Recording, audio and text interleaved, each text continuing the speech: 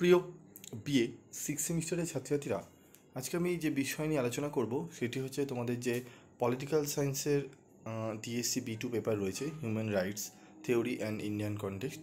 এই পেপার থেকে আমি তোমাদের আজকে যে 1 নম্বরে তোমাদের ছোট প্রশ্ন আসে, সেই 1 নম্বরের ছোট প্রশ্ন এবং উত্তর নিয়ে আলোচনা করব। তো ভিডিওটি প্রথম থেকে শেষ পর্যন্ত একটু মনোযোগ সহকারে শুনো, আশা করি তোমাদের অনেকটাই তোমরা উপকৃত হবে। তো দেখো, আমাদের 1 নম্বরের যে 15টি প্রশ্ন আমাদের করতে হয় পলিটিক্যাল সায়েন্সে, তার জন্য আমাদের মোটামুটি একটু বড় প্রশ্নগুলো ভালো করে পড়া থাকলে এবং তার সাথে আমরা যদি সাজেস্টিভ কিছু প্রশ্ন যদি পড়ি, 3টে ইয়ার বা 4টে প্রিভিয়াস যে ইয়ারগুলো রয়েছে সেগুলো যদি একটু ভালো করে আমরা দেখে যাই, মোটামুটি আমরা মোটামুটি 60% মানে ধরো 9টা কিংবা 8টা মতো কমন আমরা পেয়ে যাব। কিন্তু আমাদের 15তে যদি আমরা 13-14 তুলতে আমাদের হয় বা 15তে 15 তুলতে হয়, তার জন্য কিছু এক্সট্রা প্রশ্ন আমাদের কিন্তু জানা দরকার।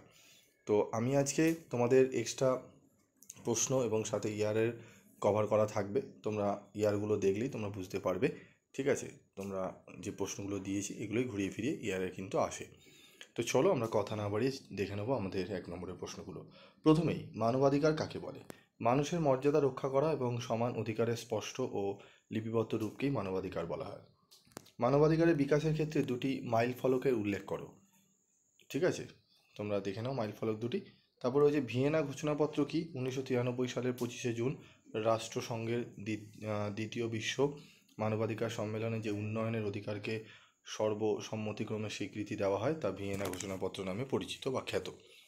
আন্তর্জাতিক মানবাধিকার দিবস কবে পালিত হয়? 10ই ডিসেম্বর তারিখে আন্তর্জাতিক মানবাধিকার দিবস পালিত হয়। ইংল্যান্ডে মহাসনদ কবে গৃহীত হয়? ইংল্যান্ডে মহাসনদ গৃহীত হয় 1215 সালে। মানবাধিকার রক্ষায় জাতিপুঞ্জের ব্যর্থতার একটি কারণ লেখো।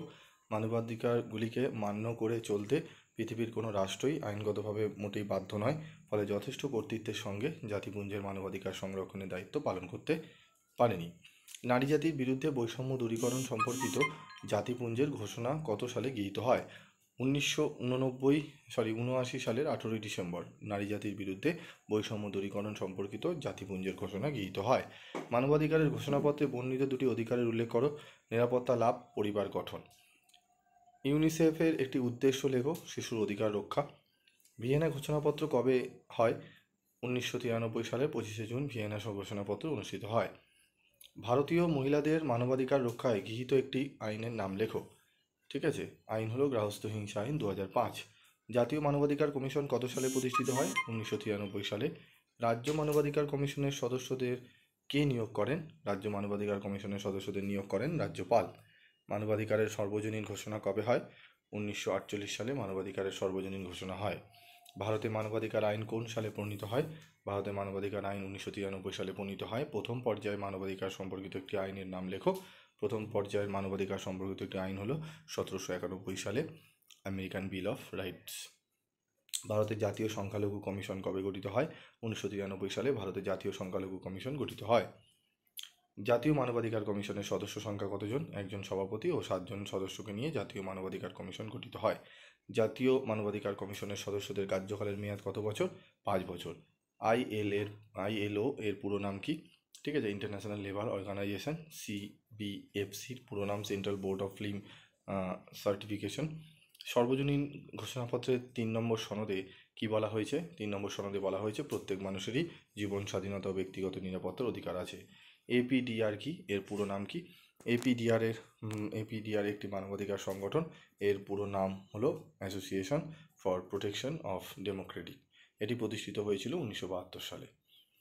মানবাধিকার ও মৌলিক অধিকারের একটি পার্থক্য লেখো। মৌলিক অধিকার খর্ব হলে নাগরিকগণ আদালতের আশ্রয় লাভ করতে পারে। অন্যদিকে মানবাধিকার আন্তর্জাতিক অধিকার। মানবাধিকার রক্ষাতে বিভিন্ন জাতীয় ও আন্তর্জাতিক সংস্থা কাজ করে থাকে। দ্বিতীয় প্রজন্মের অন্তর্ভুক্ত দুটি অধিকারের নাম লেখো। অর্থনৈতিক অধিকার, কাজের অধিকার।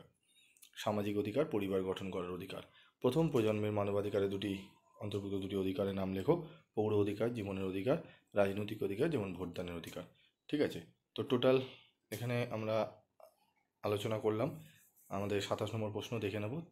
তৃতীয় প্রজন্মের অন্তর্গত দুটি অধিকারের নাম লেখো। তৃতীয় প্রজন্মের অন্তর্গত দুটি অধিকার হলো আত্মনিয়ন্ত্রণের অধিকার, উন্নয়নের অধিকার। তৃতীয় প্রজন্মের অধিকারের দুটি বৈশিষ্ট্য লেখো। তৃতীয় প্রজন্মের অধিকারের দুটি বৈশিষ্ট্য হলো ভ্রাতৃত্ব বা সহযোগিতার ধারণাকে বিস্তৃত করে, বহুত্ববাদী সংস্কৃতিবাদ ও বহুত্ববাদী মূল্যবোধকে স্বীকার করে। তো টোটাল 28 কোশ্চেনের অ্যান্সার আমি তোমাদের বলে দিলাম। এগুলো একটু ভালো করে যদি প্র্যাকটিস করে যাও, আশা করি তোমরা অনেকটাই উপকৃত হবে।